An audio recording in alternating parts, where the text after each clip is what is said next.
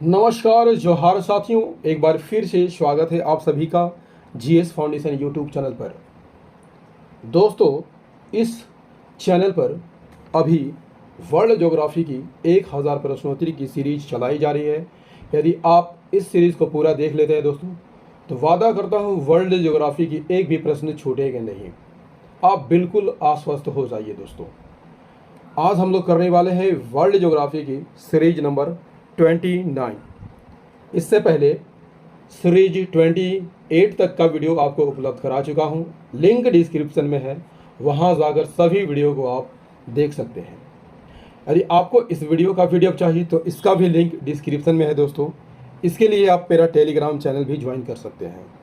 Telegram channel का भी link description में दे रखा है। आज के सेशन में हम लोग करने वाले हैं वर्ल्ड ज्योग्राफी की सीरीज नंबर 29।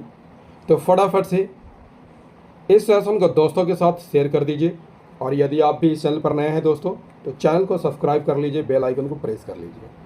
चलिए शुरुआत करते हैं आज के सेशन की। सेशन का पहला सवाल है दोस्तों 671। टाइफून नामक चक्रवात से कौन सा क्षेत्र प्रभावित होता है? इसका सही आंसर हो जाएगा दोस्तों ऑप्शन नंबर बी, चीन सागर प्रभावित होता है। टाइफून की बात कर लिया जाए दोस्तों तो उष्णकटिबंधीय चक्रवात है। उष्णकटिबंधीय चक्रवात कहाँ पर उत्पन्न होते हैं? 10 डिग्री उत्तरी अक्षांश और 10 डिग्री दक्षिणी अक्षांश में उत्पन्न होते हैं। उत्तरी गोलार्ध में इसकी दिशा कैसी होती है? उष्णकटिबंधीय चक्रवात की दिशा कैसी होती है दोस्तों? उत्तरी गोलार्ध में एंटी क्लॉकवाइज, जबकि दक्षिणी गोलार्ध में इसकी दिशा कैसी होती है? क्लॉकवाइज होती है। उष्णकटिबंधीय चक्रवातों को हम अलग अलग नामों से जानते हैं, जैसे हरिकेन, टाइफून, साइक्लोन आदि नामों से जाना जाता है। टाइफून चक्रवात कहाँ पर उत्पन्न होते हैं दोस्तों? टाइफून कहाँ पर उत्पन्न होते हैं? जापान, चीन और फिलीपीन सागर में उत्पन्न होते हैं। हरिकेन कहाँ पर उत्पन्न होते हैं? अमेरिका में उत्पन्न होते हैं। क्लियर? चलिए अगला सवाल हम लोग कर लेते हैं दोस्तों, क्वेश्चन नंबर 672। यह किसने सर्वप्रथम प्रतिपादित किया कि सूर्य हमारे सौर मंडल का केंद्र है और पृथ्वी उसकी परिक्रमा करती है? इसका सही आंसर क्या हो जाएगा दोस्तों? Answer is the option number D, Copernicus ने यह कहा था कि सूर्य हमारे सौर मंडल का केंद्र है और पृथ्वी उसकी परिक्रमा करती है।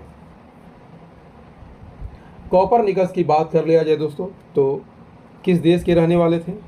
ये पोलैंड के रहने वाले थे।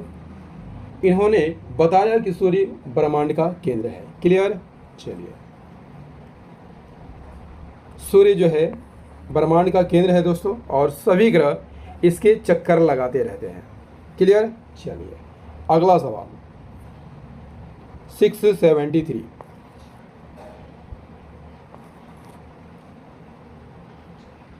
जल डमरू मध्य कहलाता है। दो सागरों को मिलाने वाली संकरी जलधारा, दो समुद्रों के बीच पतली संकरी भूमि पट्टी, समुद्र एवं स्थल का मिलन स्थल, या इनमें से कोई नहीं। जल डमरू मध्य क्या कहलाता है दोस्तों? Option number A is the correct answer. दो सागरों को मिलाने वाली संकरी जलधारा को क्या कहा जाता है दोस्तों? जल डमरू मध्य कहा जाता है। दो बड़ी जलधारा को मिलाने वाली संकरी जलधारा को क्या कहा जाता है दोस्तों? जल डमरू मध्य कहा जाता है। दोस्तों, यदि आपसे पूछ लिया जाए कि इस्थमस क्या है, तो इसके विपरीत जब दो बड़े स्थल एक पतली संकीर्ण स्थल द्वारा जुड़ा होता है तो उसे क्या कहा जाता है दोस्तों? उसे इस्थमस कहा जाता है। क्लियर। चलिए अगला सवाल 674। यूक्रेन स्थित निकोपोल किस खनिज के उत्खनन के लिए प्रसिद्ध है? निकोपोल किस खनिज के उत्खनन के लिए प्रसिद्ध है? Answer is the option number A, that is manganese के लिए प्रसिद्ध है। निकोपोल यूक्रेन का एक शहर है दोस्तों, यूक्रेन का एक शहर है। किस नदी के किनारे पर स्थित है? नीपर नदी के किनारे स्थित है। किस नदी के किनारे स्थित है? नीपर नदी के किनारे स्थित है। यूक्रेन की बात कर लिया जाए दोस्तों, यूक्रेन के पूर्व में आपको कौन सा देश देखने को मिलता है दोस्तों?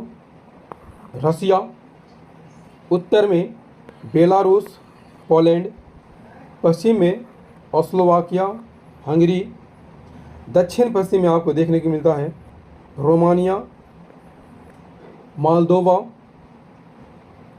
और बुल्गारिया। यूक्रेन की राजधानी कहाँ है दोस्तों? यूक्रेन की राजधानी कीव है। दक्षिण में इसकी सीमा किस सागर से लगती है यदि आपसे पूछ लिया जाए दोस्तों? ब्लैक सी से लगती है और एजियोव सी से लगती है। चलिए देखते हैं अगला सवाल 674। किस महाद्वीप को श्वेत महाद्वीप के नाम से जाना जाता है? किस महाद्वीप को श्वेत महाद्वीप के नाम से जाना जाता है दोस्तों? फटाफट से आंसर को करते चलिएगा। किस महाद्वीप को श्वेत महाद्वीप के नाम से जाना जाता है दोस्तों? आसान सा सवाल है। Answer is the option number D, Antarctica को श्वेत महाद्वीप के नाम से जाना जाता है। अंटार्कटिका की बात कर लिया जाए दोस्तों तो सबसे दक्षिणी महाद्वीप है। क्लियर। और कहाँ पर स्थित है? दक्षिणी ध्रुव इसके बीचों बीच स्थित है। दक्षिणी ध्रुव की खोज किसने की थी दोस्तों? एमंडसन ने की थी। किसने की थी? एमंडसन ने की थी। कब की थी? 1911 में की थी। क्लियर। अंटार्कटिका का क्षेत्रफल कितना है दोस्तों? 140 लाख वर्ग किलोमीटर इसका कुल क्षेत्रफल। और विश्व में इसका महाद्वीपों में स्थान कौन से नंबर पर है दोस्तों? 5वें नंबर पर है। यदि आपसे पूछ लिया जाए दोस्तों कि सबसे बड़ा महाद्वीप कौन है, तो सबसे बड़ा महाद्वीप एशिया है। दूसरे नंबर पर अफ्रीका का स्थान है दोस्तों। तीसरे नंबर पर नॉर्थ अमेरिका। चौथे नंबर पर आता है साउथ अमेरिका। और 5वें नंबर का महाद्वीप कौन है? अंटार्कटिका 5वें नंबर का महाद्वीप है। क्लियर। यूरोप 6ठे स्थान पर आता है, जबकि ऑस्ट्रेलिया 7वें नंबर का महाद्वीप है। क्लियर। ऑस्ट्रेलिया विश्व का सबसे छोटा महाद्वीप है।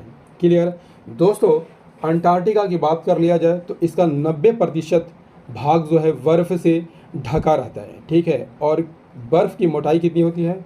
1.5 किलोमीटर बर्फ़ से ढकी रहती है, मोटी परत से ढकी रहती है दोस्तों। इसी कारण इस महाद्वीप को श्वेत महाद्वीप कहा जाता है। आई होप सारी बातें क्लियर हो गई होगी दोस्तों। बढ़ते हैं नेक्स्ट क्वेश्चन की ओर। 676। कौन सा बंदरगाह यूरो पोर्ट के नाम से जाना जाता है? कौन सा बंदरगाह यूरो पोर्ट के नाम से जाना जाता है? Answer is the option number C, Rotterdam बंदरगाह को यूरो पोर्ट के नाम से जाना जाता है दोस्तों। रॉटरडैम की बात कर लिया जाए तो यह नीदरलैंड का एक बंदरगाह शहर है। ठीक है। किस महाद्वीप में स्थित है? यूरोप महाद्वीप में यह स्थित है। इसके उत्तर पश्चिम में क्या है दोस्तों? इसके उत्तर पश्चिम में आपको देखने को मिलता है नॉर्थ सी, दक्षिण में बेल्जियम, पूरब में जर्मनी। इसकी राजधानी कहाँ है दोस्तों? इसकी राजधानी एम्स्टर्डम है। क्लियर। जबकि प्रशासनिक राजधानी द हेग में है। और यदि आपसे पूछ लिया जाए दोस्तों कि इंटरनेशनल कोर्ट ऑफ जस्टिस का मुख्यालय कहाँ है? अंतर्राष्ट्रीय न्यायालय का मुख्यालय है द हेग में। क्लियर। चलिए अगला सवाल कौन सी झील सुएज नहर के जल मार्ग में नहीं पड़ती है? Answer is the option number A, Gatun झील सुएज नहर के मार्ग में नहीं पड़ती है। क्लियर? तिमसा झील सुएज नहर में है, लिटिल बीटर झील सुएज नहर में है, ग्रेट बीटर झील सुएज नहर का भाग है। जबकि गाटून झील कहाँ पर है दोस्तों? गाटून झील पनामा नहर के बीचों बीच है। गाटून झील कहाँ पर है दोस्तों? पनामा नहर में है। जबकि ग्रेट बीटर झील, लिटिल बीटर झील और तिमसा झील सुएज नहर का भाग है। सुएज नहर की बात कर लिया जाए दोस्तों तो एशिया को अफ्रीका से अलग करती है। किन दो सागरों को जोड़ती है? लाल सागर को भूमध्य सागर से जोड़ती है। इसकी लंबाई कितनी है दोस्तों? 193 किलोमीटर इसकी लंबाई है। इसका निर्माण किसने कराया था दोस्तों? फर्डिनेंड डी लेसेप्स ने कराया था। फर्डिनेंड डी लेसेप्स ने कराया था। और निर्माण कार्य कब पूरा हुआ था? 1869 में इसका निर्माण कार्य पूरा हो गया था। आई होप सारी बातें क्लियर हो गई होगी दोस्तों। बढ़ते हैं नेक्स्ट क्वेश्चन की ओर।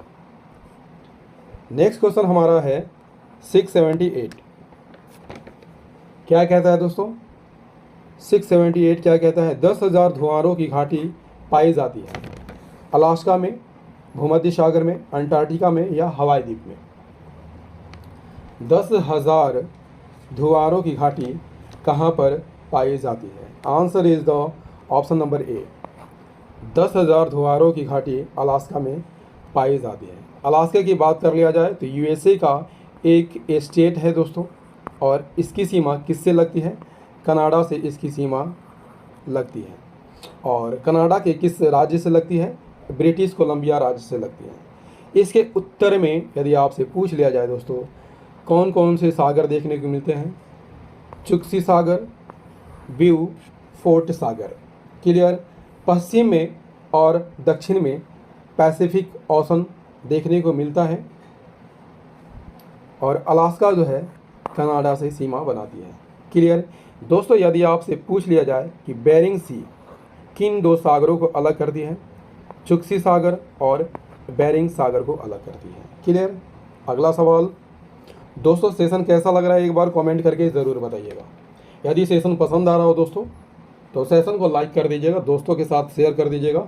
और यदि आप भी इस चैनल पर नए हैं दोस्तों तो चैनल को सब्सक्राइब करके बेल आइकन को जरूर प्रेस कर लीजिएगा। अगले सवाल का आंसर कीजिए दोस्तों। निम्नलिखित में से किस पठार को अंतर पर्वतीय पठार की श्रेणी में नहीं रखा जाता है? किस पठार को अंतर पर्वतीय पठार की श्रेणी में नहीं रखा जाता है? Answer is the option number D, छोटा नागपुर पठार को अंतर पर्वतीय पठार की श्रेणी में नहीं रखा जाता है। दोस्तों अंतर पर्वतीय पठार यदि आपसे पूछ लिया जाए किसे कहा जाता है तो जो पठार चारों ओर से पर्वत से घिरे होते हैं उसे क्या कहा जाता है दोस्तों?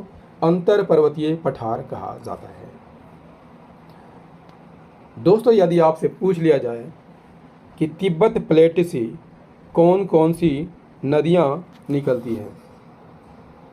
याद कर लीजिएगा, तिब्बत प्लेटू से पीली नदी, शालोनी नदी, इरावदी नदी और कौन कौन सी नदियां निकलती हैं दोस्तों? ब्रह्मपुत्र, सतलज और सिंधु नदी का ये उद्गम स्थल है। क्लियर? चलिए नेक्स्ट क्वेश्चन 680। किस ज्वालामुखी को भूमध्य सागर का प्रकाश स्तंभ कहा जाता है? किस ज्वालामुखी को भूमध्य सागर का प्रकाश स्तंभ कहा जाता है? आंसर कीजिएगा फटाफट दोस्तों। किस ज्वालामुखी को भूमध्य सागर का प्रकाश स्तंभ कहा जाता है दोस्तों? Answer is the option number C, Stromboli को भूमध्य सागर का प्रकाश स्तंभ कहा जाता है। स्ट्रोम्बोली की बात कर लिया जाए तो ये एक कैसा ज्वालामुखी है दोस्तों? एक्टिव वोल्केनो है। एक्टिव वोल्केनो है। क्लियर? कहाँ पर है, किस देश में है? इटली में है और सिसिली के उत्तर में स्थित है। कहाँ पर स्थित है दोस्तों? सिसिली द्वीप के उत्तर में एक द्वीप है लिपारी द्वीप पर स्ट्रम्बोली ज्वालामुखी स्थित है। क्लियर। क्राकाटोआ यदि आपसे पूछ लिया जाए दोस्तों कहाँ पर स्थित है, इंडोनेशिया में स्थित है, जबकि विसुवियस जापान में स्थित है।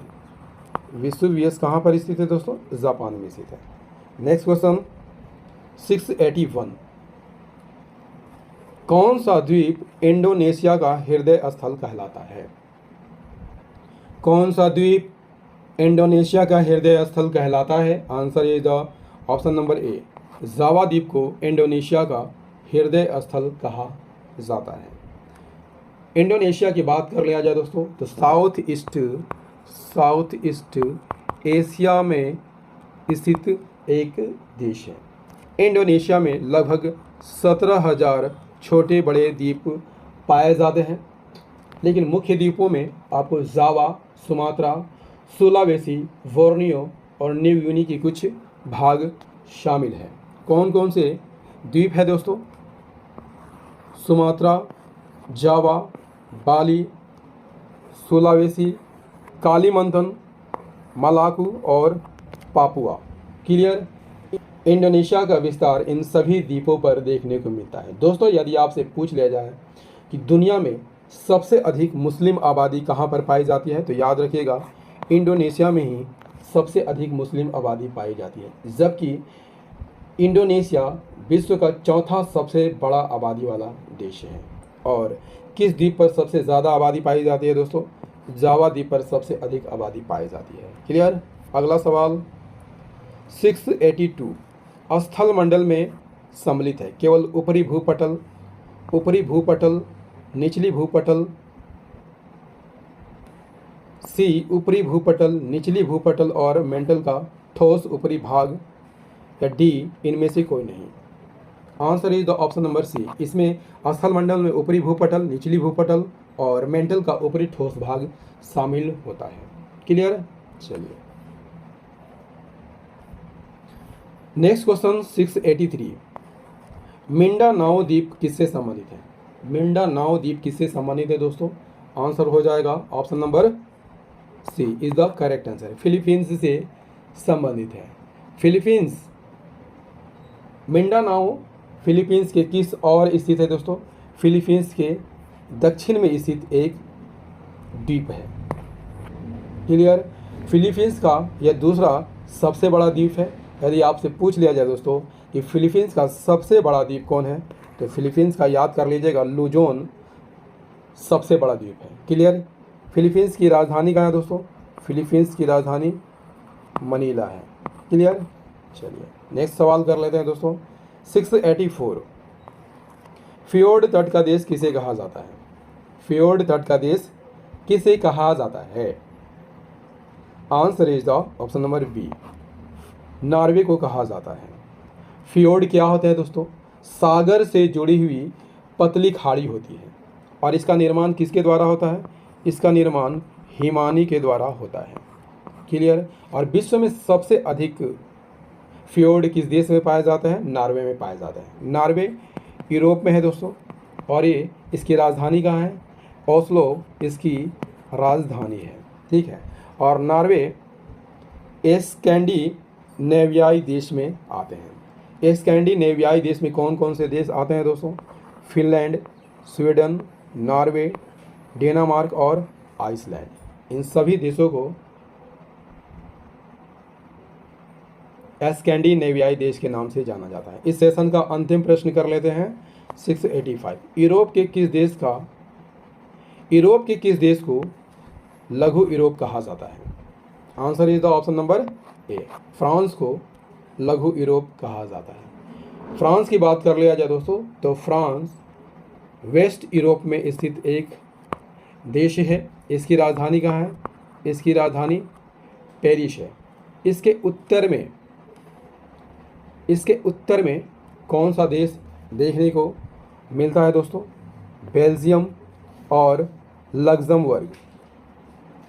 पूरब में जर्मनी, स्विट्जरलैंड और इटली। दक्षिण पश्चिम में स्पेन दिखाई देता है। पश्चिम में अटलांटिक ओशन से घिरा हुआ है। दक्षिण में मेडिटेरियन सी से घिरा हुआ है, जबकि इसके उत्तर पश्चिम में इंग्लिश चैनल घिरा हुआ है। दोस्तों, यदि आपसे पूछ लिया जाए कि इंग्लिश चैनल किसे अलग करता है, यूनाइटेड किंगडम को फ्रांस से अलग करता है। क्लियर? चलिए दोस्तों, जेएसएससी सिजल 2023 के लिए वर्ल्ड ज्योग्राफी की सीरीज नंबर 29 आपको कैसा लगा? यदि सेशन पसंद आया हो तो इसे लाइक कर दीजिएगा, दोस्तों के साथ शेयर कर दीजिएगा, और यदि आप इस चैनल पर नए हैं दोस्तों तो चैनल को सब्सक्राइब करके बेल आइकन को जरूर प्रेस कर लीजिएगा। मिलते हैं अगले सेशन में सीरीज नंबर 30 में। तब तक के लिए जय हिंद, धन्यवाद।